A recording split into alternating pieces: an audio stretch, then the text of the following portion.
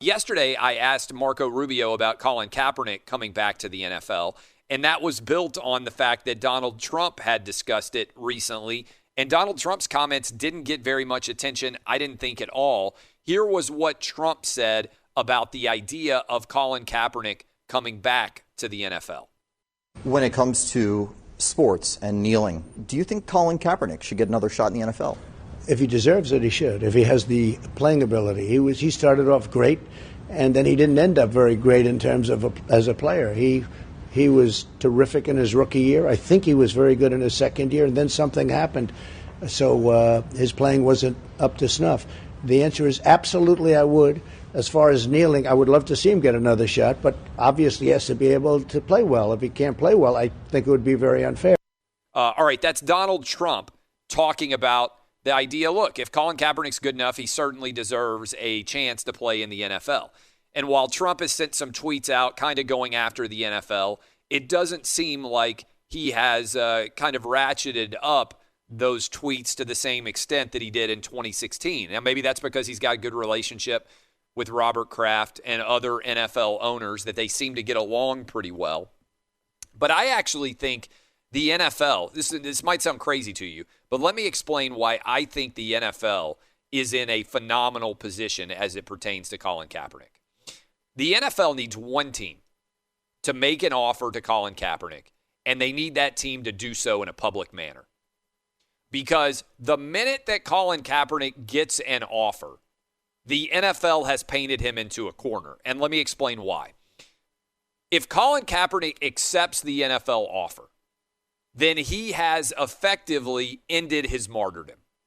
The only reason why Colin Kaepernick is relevant is because he is able to argue, because of my politics, I can't work in the NFL. Now, look, there are tons of reasons why I believe Colin Kaepernick doesn't necessarily deserve an opportunity in the NFL.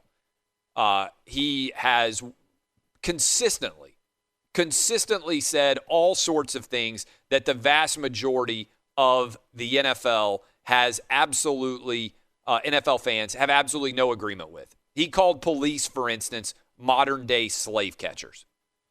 His girlfriend, which he magnified, called Steve Bisciotti, the owner of the Baltimore Ravens, a slave master, and said that Ray Lewis was an Uncle Tom, when it seemed like the Baltimore Ravens might be close to actually signing Colin Kaepernick.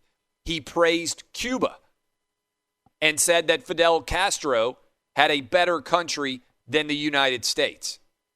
He refused to stand for the national anthem, and while everybody wants to say, oh, his protest was never about the national anthem, after he refused to sign for the anthem, he said, I'm not going to stand up to show pride in a flag for a country that oppresses black people and people of color. So people who say, oh, it's not about the flag, it's not about the anthem, his immediate response when he was asked why he didn't stand for the anthem was to directly reflect that he refused to stand to show respect for the country. So that's the reason why he did it. So when people are like, oh, Drew Brees said it's disrespectful, that's actually disrespectful. No. Drew Brees was directly responding to quotes from Colin Kaepernick. Now, the media will convince you very often that what is actually true is not true. They're pulling the wool over a lot of people's eyes when it comes to Colin Kaepernick because, again, immediately after he began his protest, direct quote, I am not going to stand up to show pride in a flag for a country that oppresses black people and people of color. The reason why he protested during the anthem was because he didn't want to show respect for the United States flag. That's why he wasn't standing up. And it's like everyone has suddenly forgotten that that was what directly Colin Kaepernick said. But if the NFL wants to give him a second chance, I think the NFL paints Colin Kaepernick into a corner here.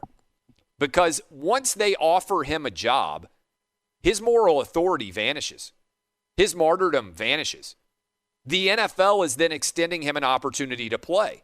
If he takes that opportunity, he's probably going to stand on the sideline and not actually get on the field, which makes him, like most backup quarterbacks in the NFL, not particularly relevant unless the starter gets injured or the starter is awful. I don't think anybody is going to go bring him in if they've got an awful starter, because I don't think they want a quarterback debate. So he's standing on the sideline with a clipboard, getting paid several $1 million, and he's not particularly relevant. And if he turns down that offer, then he can no longer argue that he's being blackballed by the NFL.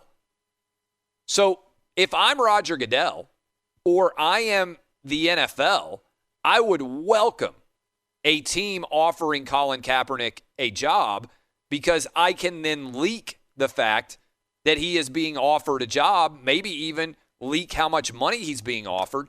And if Colin Kaepernick doesn't accept that offer, then his moral authority is gone, because he can no longer argue that he's being discriminated against by the NFL for his political opinions. He's not a martyr anymore. He's just another guy on the sideline who has chosen not to play the game. And I think that would severely curtail any sort of interest that would exist in Colin Kaepernick. Because by and large, the people who are interested in Colin Kaepernick now are not really big sports fans. Like, I'm sure his jersey would sell decently if a team signs him, and then you would immediately see everybody going on social media and being like, see, look how popular Colin Kaepernick is with NFL fans.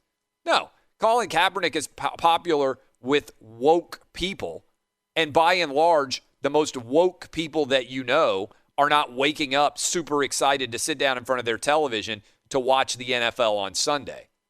Most of the people who are huge Colin Kaepernick fans aren't NFL fans and won't actually watch the games. If you remember the protests back in the day around Colin Kaepernick not being employed, you just look at the people who were marching around outside of outside of the NFL offices. Those are not the people who are diehard NFL fans. They were activists. Now, are there some people who are activists and also diehard NFL fans? Yeah, that overlaps, but it's not a substantial amount of people. I just think the NFL could play chess here with Colin Kaepernick and really put him in a spot where his options are limited and his overall moral authority declines in a hurry.